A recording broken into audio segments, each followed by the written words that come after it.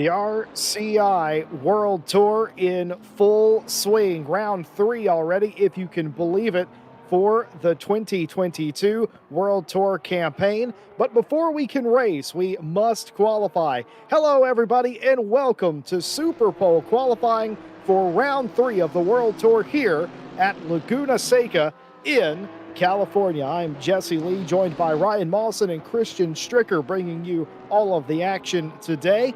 And Super Pole a little bit later in the session. Before we can get to that, 30 minutes of qualifying at a very, very hot racetrack. Ryan Mawson, welcome in.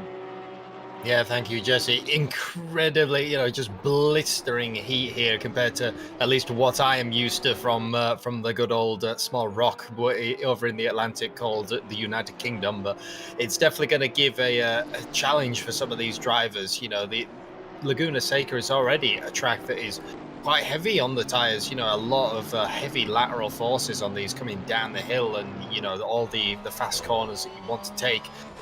And just add in 50 degrees track temp and 38 ambient, it's not going to help cooling them down whatsoever. But here is a car that is basically, what can we say about them? Is anyone going to be able to challenge these people? I don't even think so at Laguna Seca. George Boothby leads out for the 992, the Yas Heat UKOG. And this car has just been on fire, even that like the last round, for example, at Silverstone, where we thought they might come under fire from some of the Bentleys, was not to be. At Laguna Seca, probably one of the Porsche's better tracks. Yeah, it's going to be one of those. It's typically a scenario of we go into qualifying and we're not quite sure what we're going to get. Strangely, we are in agreement here in the box today. We think we're going to get a full dose of Porsche up near the front of the grid, and we have no reason to believe anybody will be taking the pole today other than the Yas Heat 992. I think all the Porsches are going to be, it's going to be quite a good day for them. The track really suits it. It really suits a car that you can sort of dance under your right foot. You need a lot of rotation, a lot of acceleration zones here, which obviously the Porsche strives in. And the amazing brakes that this car's got, combine all that together. The only bit you're ever going to come under threat, under fire with your lack of speed is the straight. And right out of the box for the 992, it is an invalid lap. There's a 127.7, so that was obviously a slow lap. Christopher Verstappen takes the provisional pole at 122.9. Not a bad time for right out of the gate. But that's immediately knocked off by, there you go, here come the Porsches through, 122.5 for the 972. 3 tenths behind, that is the silver driver, the 67. That is correct. That's StatZack, and we are not any surprised that a silver team fighting inside the top 10, even early in a session like this. We've had at least one silver car in the Super Pole qualifying for every round so far, and I believe at Silverstone we had 3 silver cars in the Super Pole qualifying session today. Probably not going to be any surprises there. I don't know if we'll get more than 3 silver cars, but we might get just about that many. Fulvio Berrezzini, one of the cars trying to do as well as they can. They have a unique handicap, of course, with the Nissan GTR. Yeah, and they decided to pick that, out of their own choice. That Orion Race Team were always the teams that we used to, say, can anybody beat these people? Regular Bentley drivers, but it's just used to. I think this was the team that came to Bathurst, almost lapped everyone, and then next year then did lap everyone. They go all the way up to P4 in a P5 being just slightly knocked down, but in a Nissan that is still an amazing feat, and I still think that car might have a little bit of pace yet to go. Yeah, it certainly does. The track very warm, 50 degrees C. It's not unheard of, folks, by the way, for Central California to be this hot. It's in a valley, of course, but that only does nothing but make the heat radiate. It seems normally you think of a valley, you think it's cooler, but not so much. It is very hot here in the summer, and sometimes tops 100 degrees Fahrenheit or more, and we're just about there today with the hot temps. It's very, very warm on the track, more than 100 degrees Fahrenheit, obviously 50 C. And, well, this is why a lot of racing series refuse to race here in the middle of summer. This exact reason, of course. But that all being said, it's very hot. I wouldn't say it's necessarily unseasonably warm, but it's very uncomfortable nonetheless. You're definitely going to be thanking your team if they've optioned the car with the the additional endurance sort of air conditioning that a lot of these cars will carry along, and I think some of them as well actually have air conditioned seats from the last time I ever looked at a GT3 car in real life, just because of how hard you're fighting these cars a lot of the times.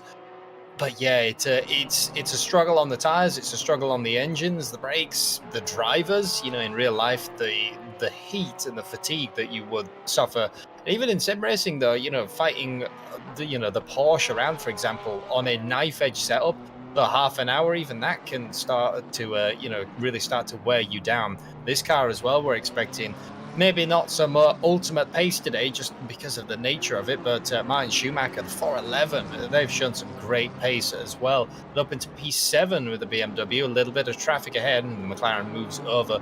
I think that the 411 might have a little bit more time. It once again looks like just end of the lap. They caught up that McLaren, and that's the other thing we haven't really talked about. Qualifying space at Laguna Seca is a premium.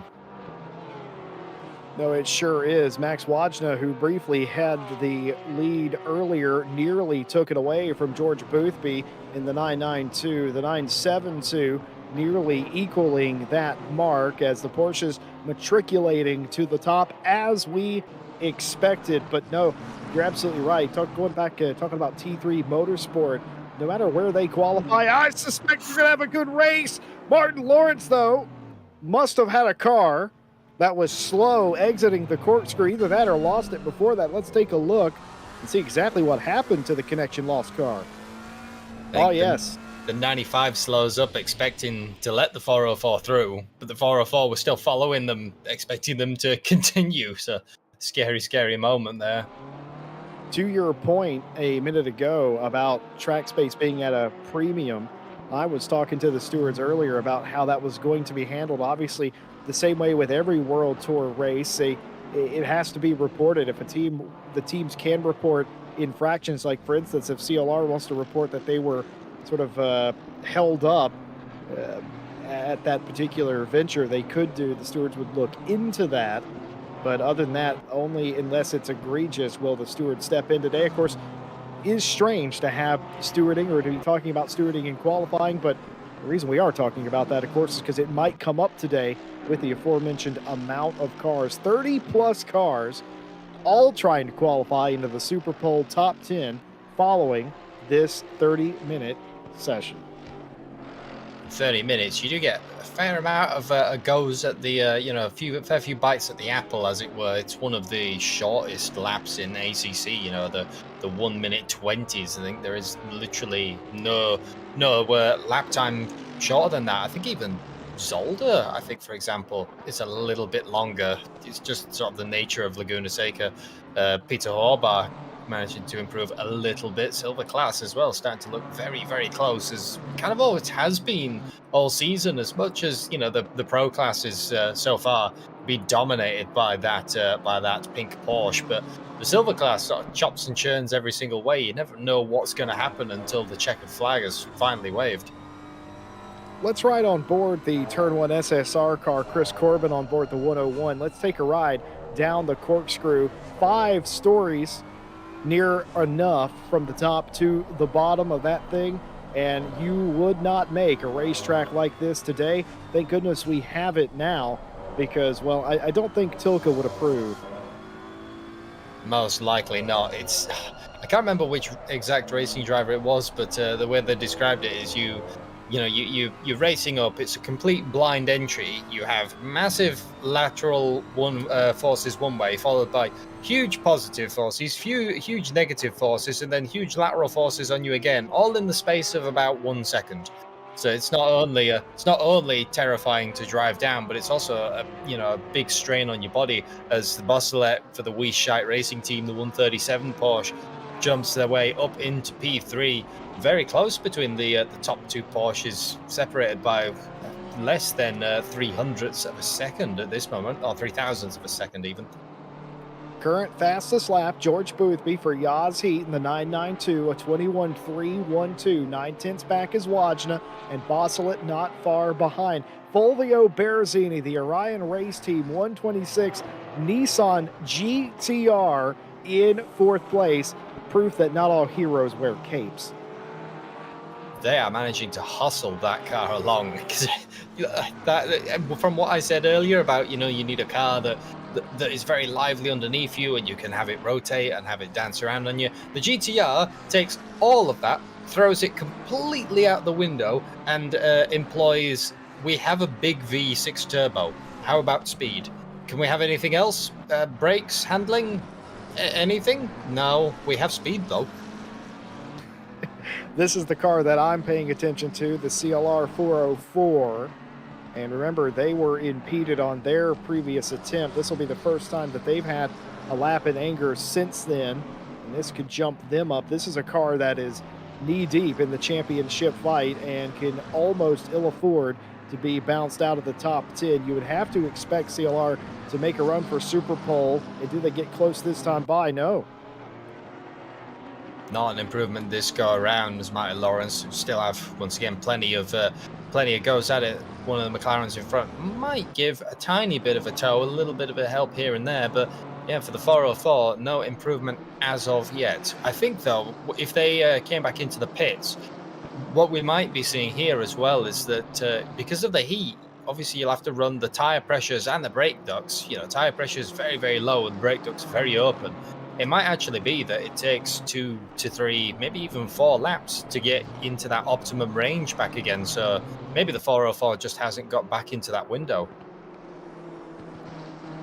I think you might be right, partner. Of course, we expect the Porsches to do well. We're not saying that any other manufacturer doesn't have a chance, but it is an uphill road all the way. That makes what the Orion Race Team's done to that GTR all the more impressive. Leon Hopp for the Grid Finder Racing 89, looking to set an improvement lap for them, already inside the top 15, and why not, already into P6, a 22.422. Good enough to slot them between Caracas and Walker. Your top 10, Boothby, Wajna, Bosselet, Berrezzini, Caracas, Hopp, Walker, Wolfgruber, Verstappen, and Martin Schumacher. Your current top 10. Don't blink, folks. You'll miss it, because that is not how they're going to finish. Now, with 16 minutes left to go, it's very much nothing is said and done yet, and I expect some of these teams to go, even faster as Leon Hopp manages to chase down, and Nicholas Bosselet catches that Porsche, very well held. But that is the knife edge that you are playing with a Porsche, is that just one moment of unsettling it, one hard jab of the brakes, or one wrong turn of the steering, it will quite happily send you around. Well, that was very interesting driving by Bosselet, able to keep it under control. They will be confused. There is drift exhibitions that are held here quite frequently. Of course, Laguna Seca, no stranger to all sorts of motor racing, but unfortunately, the drift exhibition, I think, is for later this evening. This is qualifying. They'll reset and might get some new tires. In fact, they have taken that 137 down to pit lane for a fresh set of tires. And so has the Nissan as well. Didn't like what they were seeing on their telemetry. No, I think it as well gets to a point. We sometimes say that the strategy for these new tires after the updates would be that you have to stay out and you have to sort of get them into their operating range, which takes a while, and then continue on that. I think just with the temperatures, you kind of have to change your strategy. And the Nissan GER, I don't think would be, incredibly kind on its tires. It is quite a chunky, large car, and you have to put an awful lot of work into the steering to really get those lap times. So I think, yeah, Nissan GTR, they might be resetting, try go again. They are incredibly close to the top of the field, though. Barely a second back is not really anything to shake a stick at when you're in that old GTR.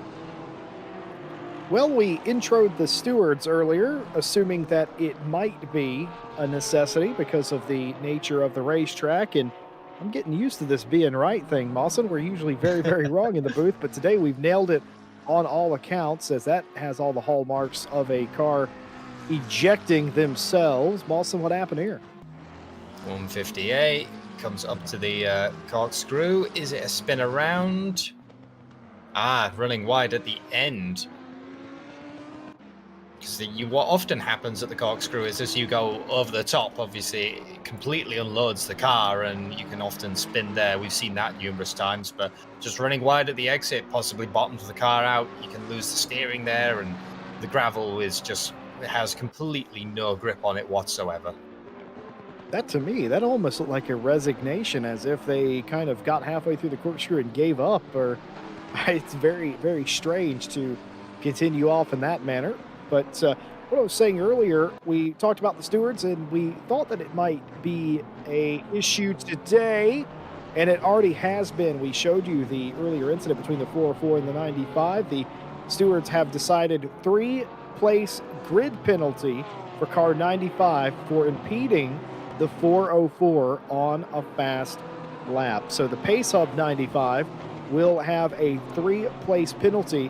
Now, I asked the stewards pre-race just to make sure that I understood. If the 95 qualifies inside the top 10 for Super Pole, they will be allowed to participate in Super Pole, and the penalty will be based on wherever they finish in Super Pole or the standard qualifying session, depending on where they finish. So that will, if they qualify ninth, the 3-place penalty does not take place until the day of the race.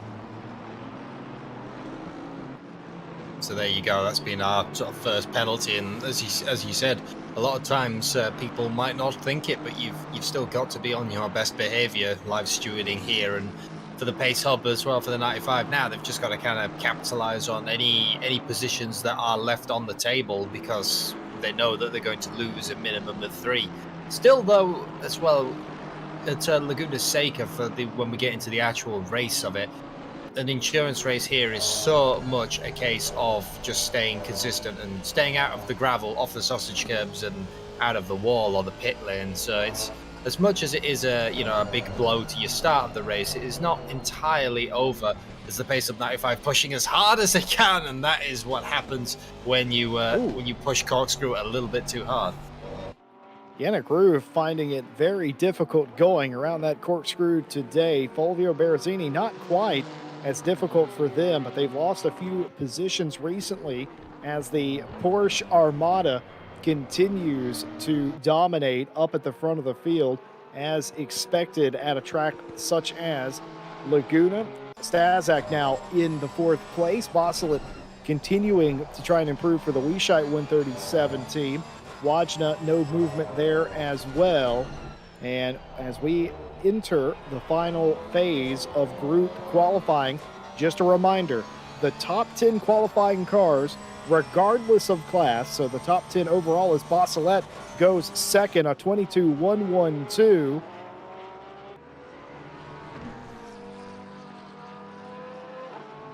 When as Max Wajna comes up to the line, it will be a slight improvement, but not enough to get that 2nd place. Still a very good showing from all the Porsches. Porsche top 4, and the top 5 rounded out by the 70 of Caracas, that McLaren as well. Are you surprised at the pace out of Gratis Caracas's number 70 McLaren at all? Good car from the 2021 campaign, continuing that success here. And we saw the car heavy into the wall. Didn't catch the number on the side of that car, Mawson, but what a significant impact. Was that CLR? I believe that was the CLR McLaren. Just sort of caught a glimpse of it in the corner of the camera. So 404 still not having the best of days. Very unfortunate there. It's not coming together for them, and that's doubly unfortunate. They're the car that took control at Silverstone and has put themselves in a nice position for the championship. Getting to the midway point in the season, it's hard to believe that after only 2 rounds, but you start thinking about the championship. You got a couple of rounds behind you, and you start thinking about who you're going to realistically be racing. The 404 racing at near the top. Christoph Verstappen trying to get inside the top 10. Could it be a little bit more for the NSN Bentley? I think it might just be as they come to the line. How many spots do they get? All the way to P5. What an excellent lap by Verstappen. So the NSN Racing team trying to cement their place up into the Super Bowl, and that sort of eighth to 11th spot now is looking incredibly more contested as everyone starts to bunch up. And now is when you see the time people are going to have to start changing their strategy. 7 minutes and 40 left on the clock. Not a lot of time to continue to go in and out of the pits as the 83 pushes everything that BMW has got. 15th position right now, but they are obviously a silver class driver trying to catch up to that 67 Porsche, which is just running away with it in the silver class. And up to the line, it will not be an improvement this go around. Pressure's on now, 7 minutes. That's good enough for maybe 6 laps if you do it quick enough, but likely closer to 4. And in this heat, it's your guess is as good as mine. How many of those would actually be really good laps? It's not unprecedented, but it is rare that you race in this sort of heat. Jury's still out on what the weather will be like in a week or so when the race goes on. Hopefully not quite this warm, but qualifying is absolutely been baking. Don't let that get lost in all of this as well. I think a lot of these mistakes you're seeing are based on what they're having to do to the cars to get them to comply in these conditions. Very much so, and I think the with the temperatures as well, slight mistakes are punished even more so. Understeer will be incredibly pronounced. Speaking of slight mistakes, the 972 clips that inside sausage curb at the fast left, which is incredibly easy to do. And once you have fully committed to that corner there, as soon as you clip that curb, you will be going off. There's no two ways about it. So it's, yeah, part of all these small mistakes you're seeing are just the temperatures that punish you even more and more for, all these small mistakes. 15 comes back across the line, and once again, they will still stay in P15 with that 83, trying to push as hard as they can. If there's any sort of time left on the table, they need to be finding it soon. Folks at home, we do understand that we are buffering a little bit of issues going on here. We do apologize for that as we're looking into ways to rectify that. And in the meantime, we're going to keep on keeping on while we sort through that on the back end. Martin Schumacher needs and wants to be inside the top 10. T3 Motorsports has done such a great job in the last couple of races and in qualifying as well. What can they do? Needs a couple of spots, a couple of tenths at least, and would like to be a little bit further up for their comfort here in the final 5 minutes. It's the first shot for Martin Schumacher. T3 Motorsports. Is it good enough this time? No, it is not. No, and you'll think as well. I've got a few more goes around, but I expect that the T3 Motorsports car, they do have that pace. It's just trying to put it together and really trying to max it. Well, get clear traffic. Get a run where your tires are not melted off, and just kind of have that one amazing lap as we once again see George Boothby lining up for one of the probably final runs. It's actually slowed down towards the end there, probably gauging the traffic ahead, using the relative, realizing I might catch these people if I'm not careful, so just electing to stay back and continue on. But for the 992, I mean, they're in pole position by a fair comfy margin. Is George Boothby's now just doing what he does, which is driving faster and faster and faster when we say that he cannot. George Boothby continuing his excellent run of dominance that nobody is surprised about, to be completely honest. This is one car that we might be surprised about. I asked you earlier if you were at all surprised about the McLaren's performance, but what about the GTR? The GTR, yeah, I had a suspicion that it might be a bit of a better run for it than Silverstone was, because this car is it really favors the IGTC sort of balance of performance for when it ran, in sort of the Asian categories and down in Bathurst, for example. It usually is a lot happier at these tracks, but I still wouldn't have expected that with a slight helping hand, you could put the car all the way up in, what are they now, P5, I think. I wouldn't have ever thought that you could get this car in these temperatures all the way up there, but that's a Ryan race team for you.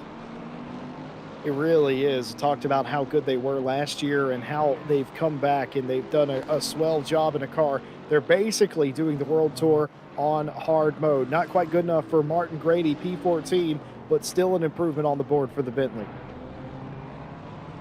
Yeah, and this 18 as well, we saw they were really good in race pace, if you remember, at Silverstone. They just once again, didn't necessarily qualify anywhere near the front and came flying through the grid when the conditions sort of bettered them a little bit more. So I'm not taking my eyes fully off the 18 yet, as the 920 clips the inside sausage curb at the penultimate corner and hard into the barrier. Once again, another point.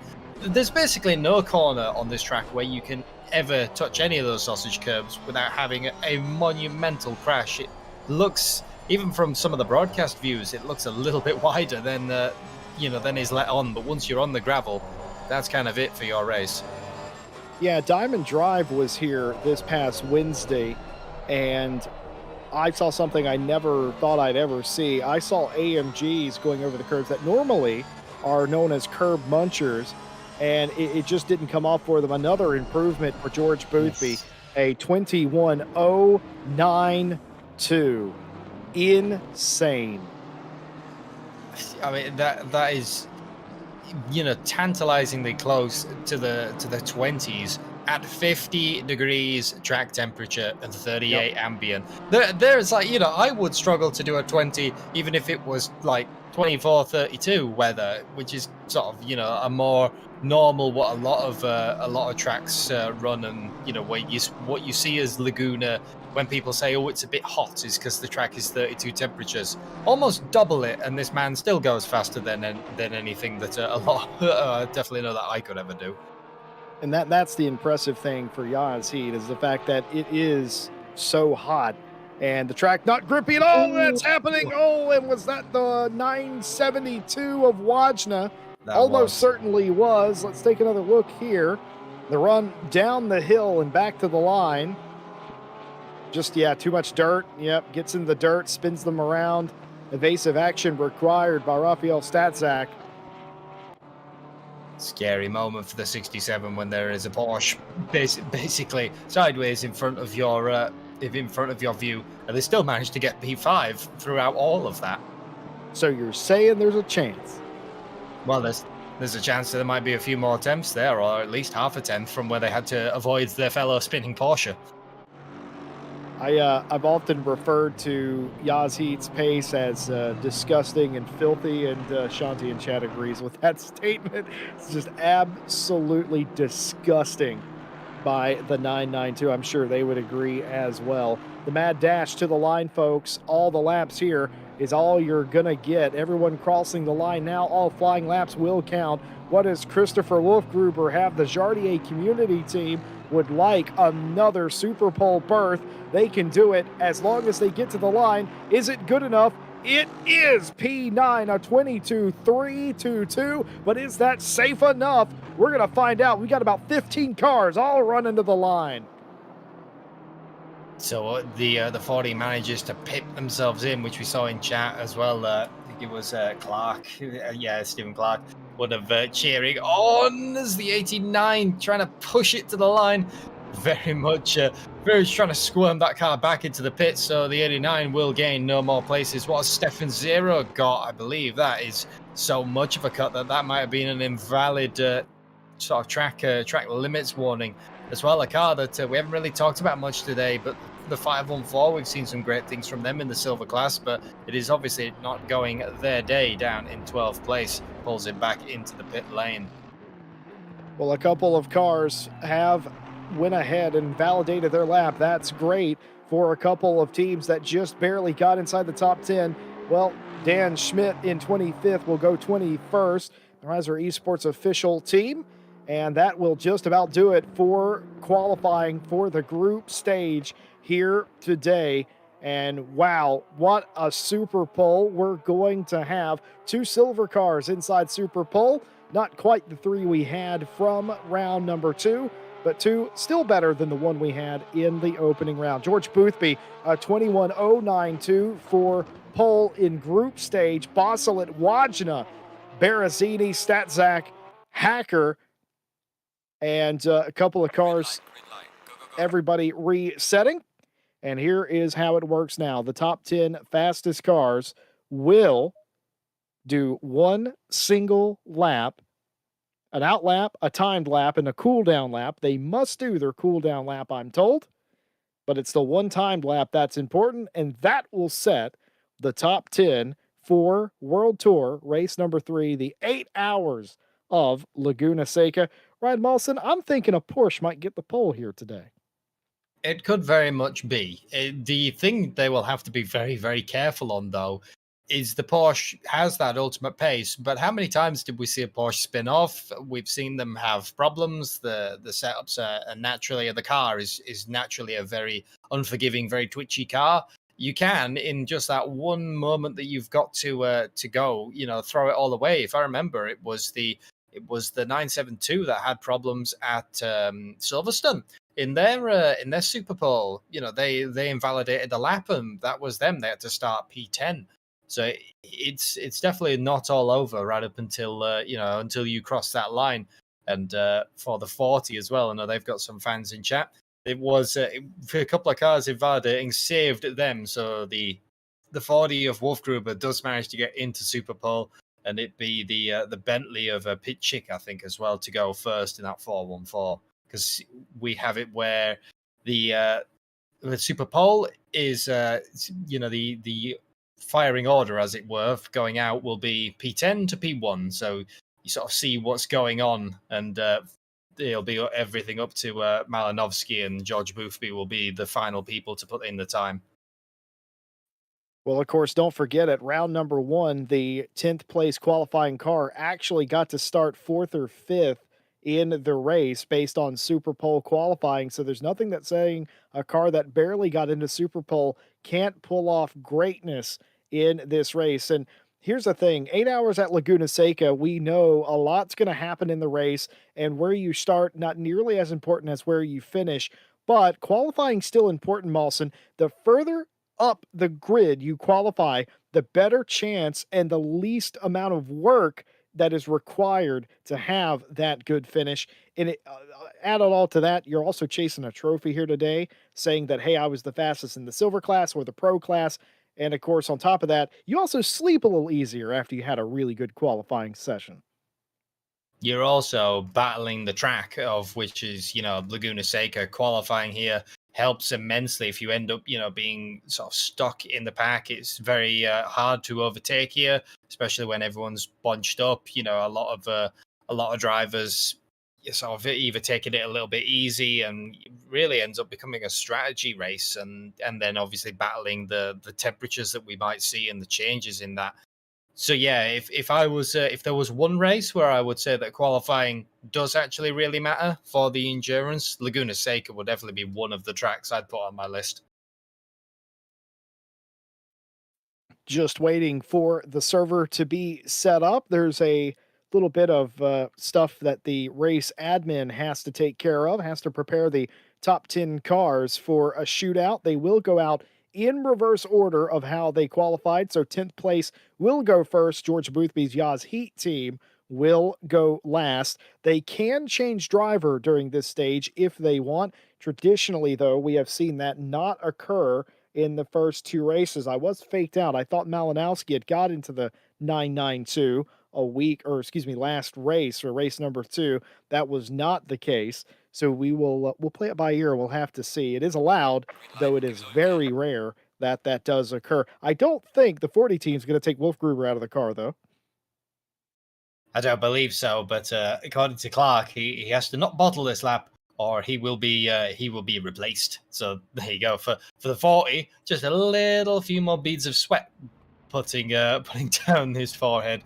And I believe just looking out of the window as the comm box as well, the 414 Bentley is on the roll. It'll be Oliver Pitchick if they have kept that driver in the car for the first go around. And I think for the first go around, the first driver out, it gives you that sort of extra, the pressure because everyone is watching you for what time you can do. You set the benchmark. You know that everyone knows that, right? We have to be at least this quick, and you can't sort of go any higher, but you also can go a lot lower.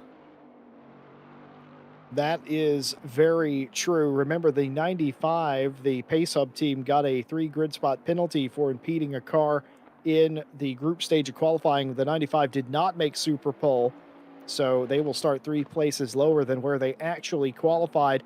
The top 10, as far as we know, unless something dramatic here happens in Super Bowl, all 10 of these teams will start where they finish here. Again, an out lap, a fast lap, and an in lap. You must complete that in lap. You cannot teleport to pit lane.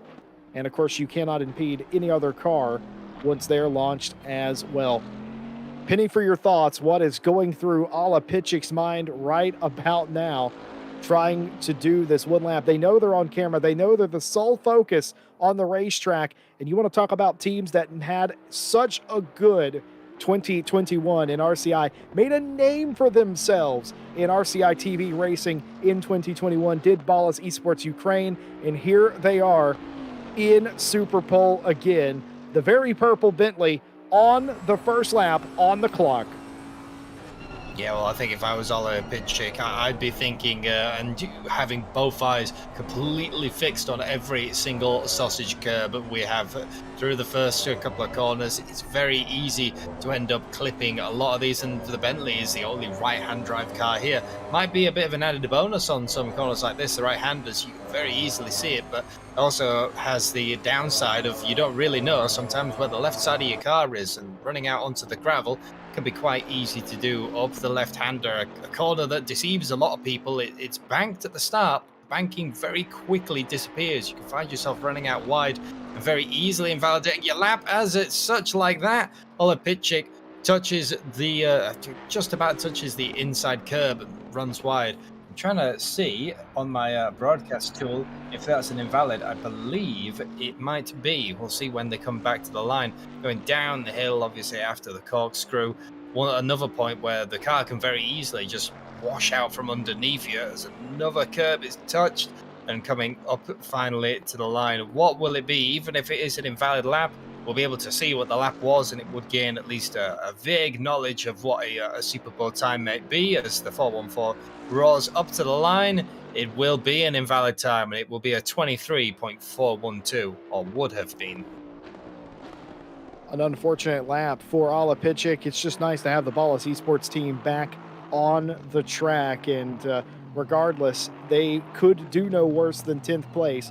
It is still a top 10 qualifying affair. Well, this is the team that made waves in the waning seconds after the time had run out in the group stage. Christopher Wolf Gruber, the man that they call Wolfie in the Jardier Community Team 2 Aston.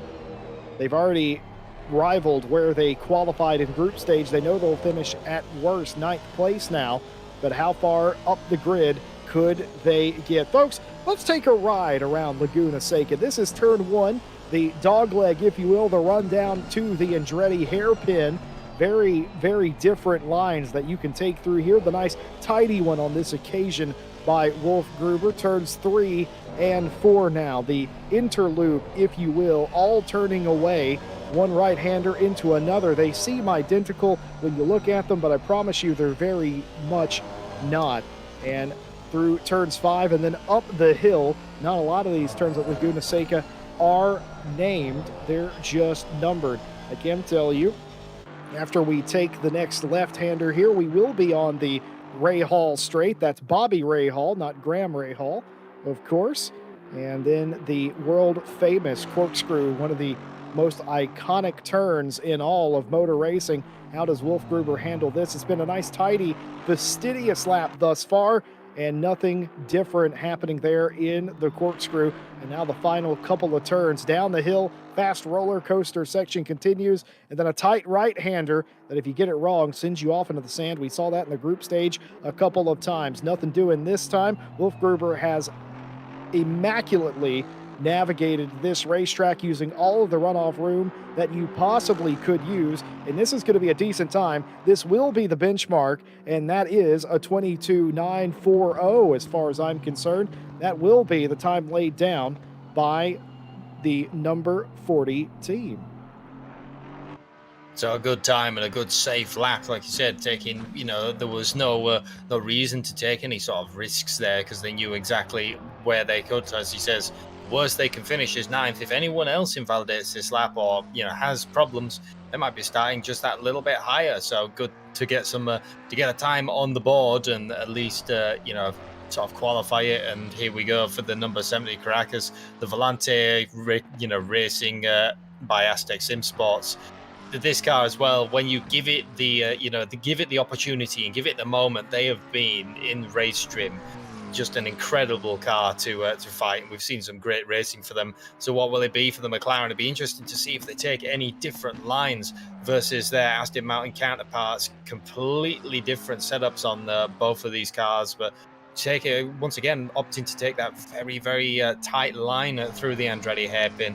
And the run up coming out of Sector 1 under the Cooper Tires Bridge. Probably one of the most scary corners, at least for me, or probably the second most scary. It's a fast right with a massive sausage curb and no runoff. I think the only other scary corner, I actually find the corner coming up fast left just after the VP Bridge to be even more scary as we ride on board. You can see it's completely blind.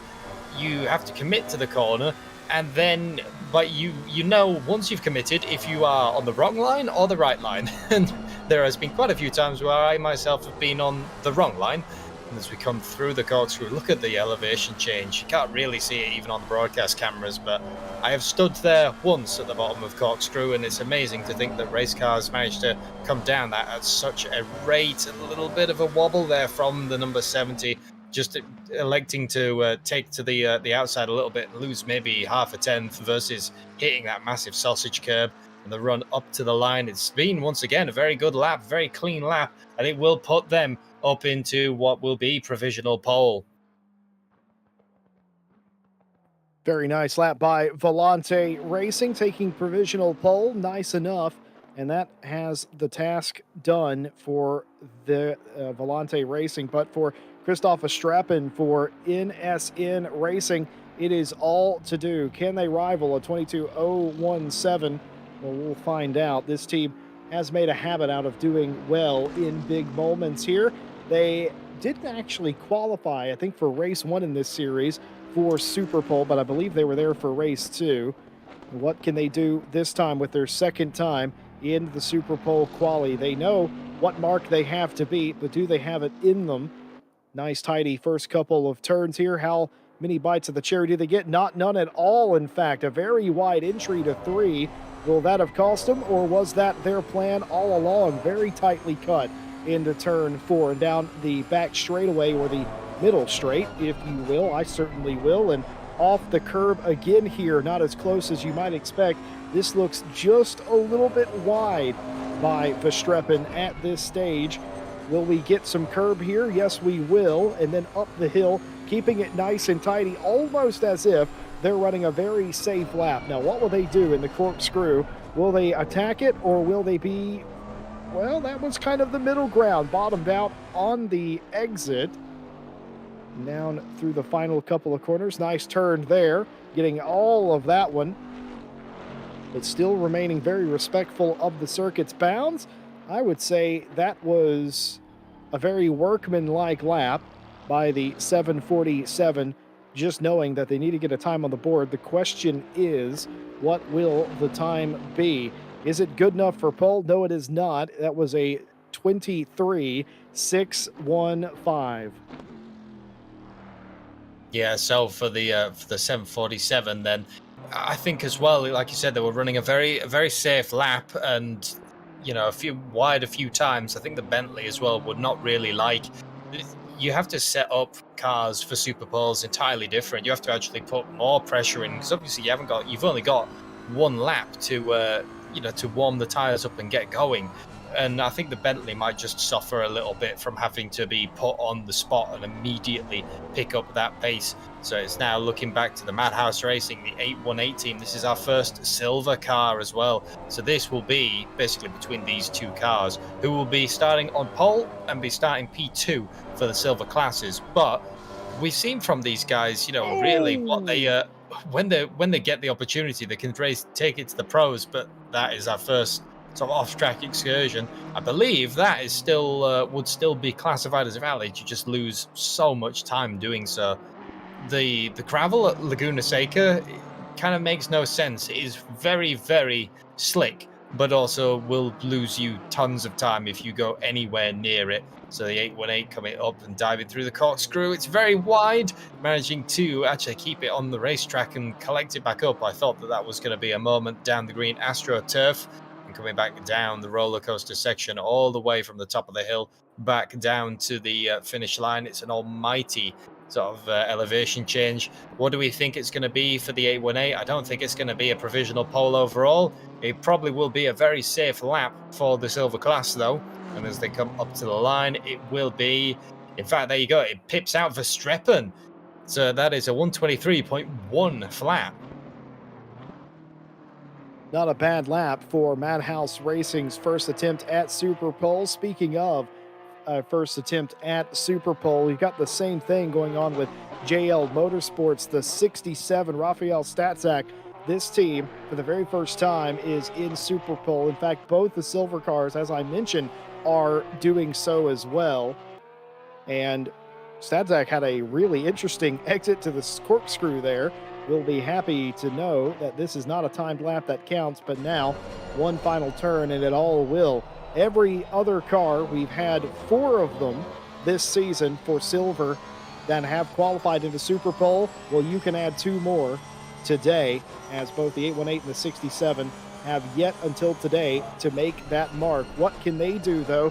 Who will it be for pole in the silver class? The mark laid down by the 818 of Hacker, and Statzak looks like they're wrestling with the wheel here a little bit through the first couple of turns. Definitely did it here again. That car absolutely on a knife's edge, not cooperating with the driver at all through the first couple of turns. Now gets it under control through 4, and will head up the hill where trouble found them on their first outlap. There's nothing like trouble on your outlap to make you second guess how hard you drive the car on your timed lap. Knows that there's already been one invalidation, doesn't want to be the second, knows that everyone so far, realistically, barring Caracas that is, has realistically set a safe lap. Is that what we're going to see here? Pretty much. A little deep for my liking, but who knows? That might just be what the Porsche likes to do. Statzak on a valid lap, looking pretty decent so far. 2 turns to go. Nothing extracurricular there. 1 turn left. All the way on the corner. Nice exit through the final turn. The only question remains, how quick will that be? And it will be third, and it will be good enough for pole in the silver class. A 23.030 for JL Motorsports. That was our first Porsche as well, and JL Motorsports just managing to pip out the 818 up into the pole of silver class. So there you go, that is your silver 1 and 2. And as we turn our eyes back now to one of the more interesting cars that managed to qualify in the top 10, the 126 for the Orion race team, the Nissan GTR. And yes, ladies and gentlemen, you don't need to adjust your ears.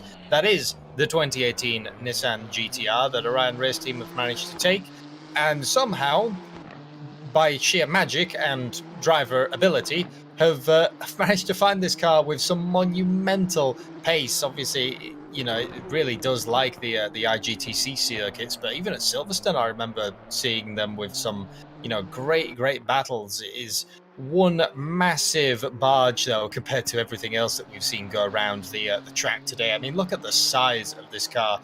What could you do to pass this in a race? Really, they've got the speed and they've got the width advantage. It's almost basically one GTR wide in some areas. This car, as they thunder up the hill, managing to just get it turned once again a little bit wide, but maybe that is just GTR life. It is a very hefty boat through the fast left. Once again, keeping it very tight, very clean. They know where all the track limits are to a Ryan Race team. Thundering up the hill over the blind crest, you've got to brake maybe just before it, even in the GTR, with the speed that you can carry. Very tight and tidy through the corkscrew, and as we go back down the hill, you've got to avoid that little sneaky sausage curb on the left there, though that will want to definitely send you out into the gravel. Penultimate corner, nothing to be said there, and then once again it's hard on the brakes. You can see the nose dive down as well, with the old school way that this car has no anti-dive, or very minimal I believe. And a race up to the line for the 126. It will be provisional pole by 0.5 of a second, taking the time that Caracas set in that 70, which already looked a very good lap, and have just completely blown it into the dust. What an excellent job, Ryan Racing, despite their looking racy in the first two races of the season. That's the first time they've been in Super Pole as well, and an excellent return to such an event. Well, this team, no stranger to Super Pole, they have not failed to qualify for a Super Pole yet this year. They were 5th and then 10th in the first two rounds. Where will they be today? Only time will tell. Max Wajna behind the wheel of the Giga Chad 972. And yes, that car has a livery on it. We could not get it to appear for us today. Technical error on our end shortly. We do apologize to the Giga Chad team, but rather besides, it is a Porsche. We expect them to probably go somewhere near the top. No pressure, Max Wajna looking very nice through the first couple of turns. Absolutely no dramas as we switch on board with Wajna here, just absolutely hammering the inside curbs. This is a good driving race car compared to some of the other ones that we've seen thus far. The 972 navigating the hill section, turns 5 and now 6. How much do we cut the inside here? You got to be careful in the Porsche, and expertly cut and run out through 6. Now the corkscrew, what will it be? What will Max Wajna choose? What line will we see? It's going to be a cut to the inside and a smooth transition to the exit. This is going to be mega, folks. This is really quick. I just get the feeling that we're going to see a 21, but a 21 what is the question. One turn left to go. Cut it and send it to the line. And a nice round corner and a safe exit using the runoff room. What lap time for Max Wajna do we have? It will be, whoa, it's not. It's a 22.425. Berrezzini's still on pole. I expected a 21. We're in the mid-22s. Yeah, I sort of expected that as well. That Porsche versus the 67, the silver car that we saw, looked very, very composed for a Porsche, and a lot more clean and tidy. And we thought that just with what this car can do at this track, it would really be on it. But Ryan Race Team have managed to really, hustle that car up there. But for Nicholas Boselev, the wee shite, once again, we're going to be quite commonly saying it's another Porsche. It will be the 137's go. Can they muscle anything else out of this car that they've got?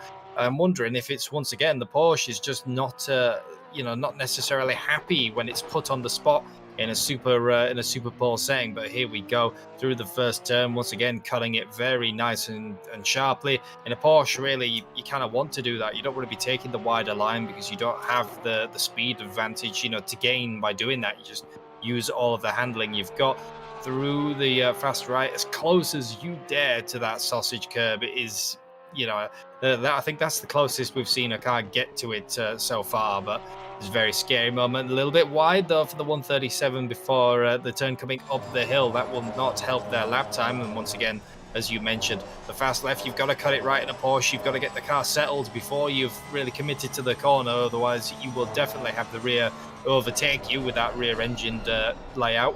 Sort of always one of the few car companies that still put the horse behind the cart, as it would be. They're back down the hill, managing to get that car very, very settled as well. It once again looks a very clean, very tidy lap, especially for the Porsche, where we saw them really having to fight the wheel excessively at Silverstone. They look a lot more happy and a lot more at home here out of the final turn, using that runoff, though everything that you can use before you get an invalid lap. And coming up to the line, it will be fourth for Nicholas Bosselet. It will be a 122.905. Well, at worst, Orion Race Team, after not making it to Super Pole in rounds 1 and 2, I think they qualified 30th and 20th in the first 2 rounds, if I remember correctly. They will start on the front row. But the question is, which side of the front row will it be? George Boothby, all the pressure on him again.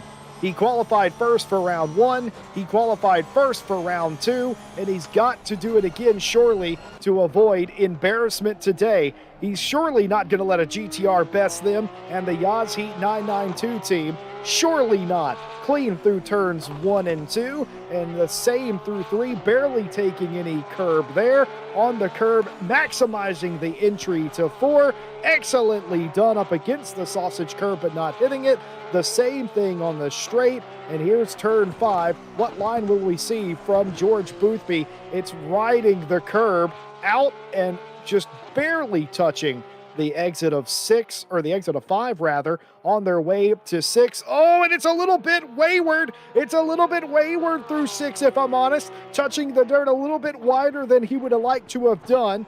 Through the corkscrew, one chance to get it right, and just about perfect from George Boothby, as that couldn't have been any better. The run out, nice as well. Got to take a little bit of curb on the exit there, and now it's about maximizing and not making mistakes, but he has! He's made a mistake! He's made a mistake and he's bailed! He's invalidated his lap! Yaz Heat will not start on pole for round 3 of the World Tour. Fulvio Berrezzini, the 128, Orion Race Team have done it. They're on pole for race 3, the 8 hours of Laguna. The GTR Godzilla returns.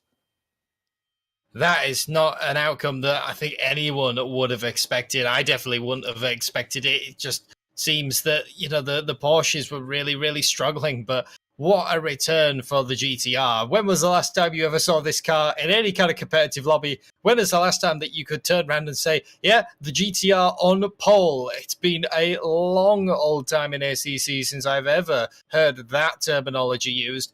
But what a showing from the 126, and it just seems that the Porsches, when they're put on the spot here in these tricky conditions and at this tricky track, it just wasn't for them.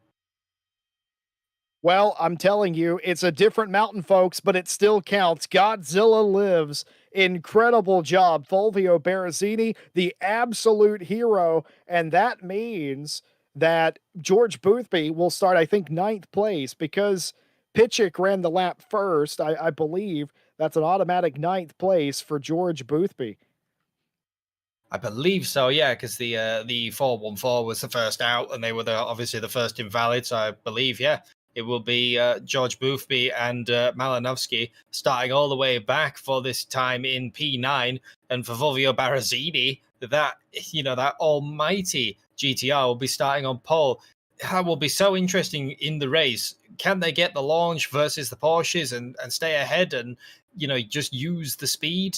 I have a feeling it's going to be one of those cars that once if you've ended up behind it, it's going to be so difficult to just pass that car with straight pace. And Orion Race Team don't really make many mistakes when you put them in a endurance setting. So you can't really necessarily just hope that they'll fall off the road.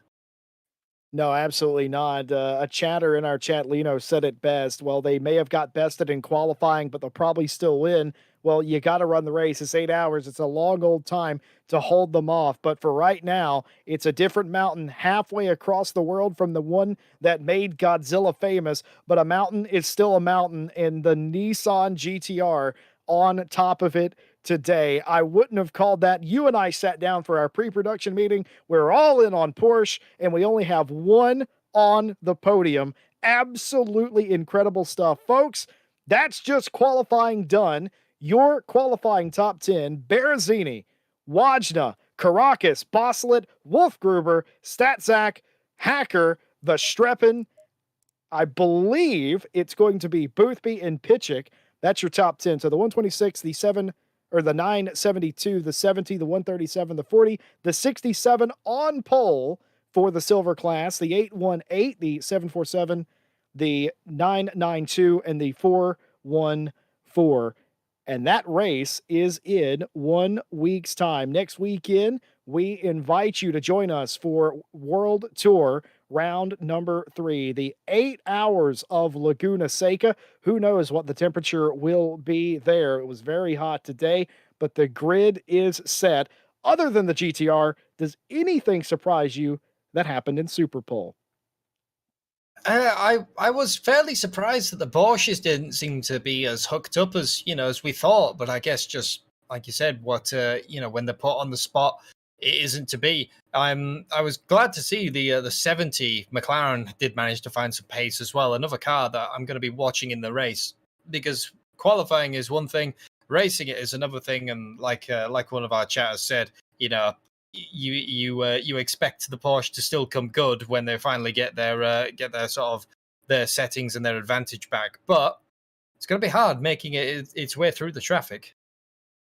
It sure is. Once again, folks, like, subscribe, do all the things. You're going to want to join us for next Saturday, the 9th of April, the 8 hours of Laguna Seca, the third round of the 2022 RCI World Tour. You're not going to want to miss it. If qualifying was this entertaining, you could only imagine what the race is going to be like. But we're not done with you here on RCI TV today. We're going to be back in a few hours to do Night Owl continuing coverage of that series with us. You're going to want to stay around for that. We have a little fun with Night Owl for those of you that are uninitiated. We take it serious enough, I would say. We have a lot of fun with that series. And of course, Monday, Ryan Mawson, you're going to be a part of the crew with the brand new Challenge series on Monday.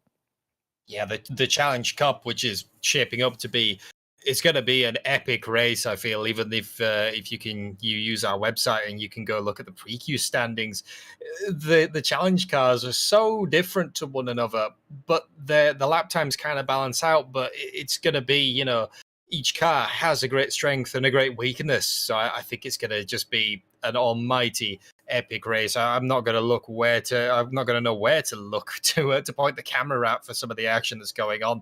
And also, you forget that if you do tune back in a few hours, if you look for a purple BMW somewhere towards the back of the grid, that will probably be me. I have to find keys for that thing. Sadly, I tried to misplace them, but I think Jesse Lee is going to shove me along and tell me to race in it. Not on my watch, Ryan Mawson. And of course, the lead up to the 8 hours in 1 week's time. Wednesday, Diamond Drive Cup, and on Friday, the continuation of the Friday GT Sprint Championship. There will be no Night Owl next week, of course, because of the World Tour. This weekend, though, very much some fantastic Night Owl racing. Just a big thank you to our partners as well: Race Department, AK Informatica, Driver 61, Fanatec, and SimRacing.gp. You can find more information about those fantastic folks in the description and how to get 25% off your driver coaching at driver61.com. Ryan Mawson, final thoughts from Super Pole. Final thoughts. I never thought I'd see a Ryan race team on the pole in that GTR. I wouldn't, we're quite common to see a Ryan race team on the pole, but not in that big old GTR. It's going to make the dynamics of the race, I think, really interesting because can you get around a car that has got such great speed and great drive out of the corners, and Laguna Seca is such a track that where do you pass, even if you've got that great handling advantage in the Porsche? Where do you pass the such a team that are so consistent? It's going to be a race that I'm definitely going to be watching very closely and as well as commentating on. Completely had forgotten that this is just Orion returning back to their 2021 glory, where they made a name for themselves in the RCI ranks as one of the teams to beat in endurance racing, and they're back on top again. Folks, on behalf of everyone here at RCI, the admins, the stewards, and the broadcast team, we thank you for watching. We'll be back in a few hours for Night Owl Racing. Stay with us, won't you? Until then, be safe and have a good afternoon. And I'll see you in a few hours.